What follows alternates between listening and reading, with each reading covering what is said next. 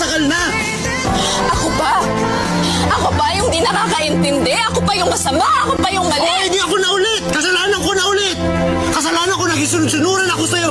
Kasalanan ko nagpasakal ako sa'yo! Okay? Kung mahal mo ko, may intindihan mo ko. So pati pagmamahal ko kay questionin mo? Wow! Ang bihira! Mabuti pa tapusin na lang natin to! Sige, mag-break na lang tayo! Fine! Di wala tayo! Oh, sige!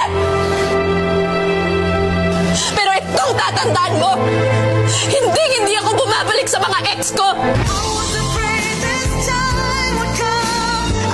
Kasi kung hindi pala sila okay ever since, ba't siya nagpabuntis? Through the rain. Alam mo, kasi Through the bata rain. yan. Bata naman yan. Hindi yan pwedeng gawing dahilan. para Through maging, the fire. I mean, hindi dapat yung ginagawang excuse para maging okay silang Corrected by. So, paano pag toxic pa rin silang dalawa? Paano yung bata? Correct kong TV. Friend, ang dami mong pauso. Pwede patapusin mo muna ako. Kung sang-ayon ka sa sinasabi ko, just say agree. Agriana Grande. Sige! Gusto mo umalis? Sige, umalis ka!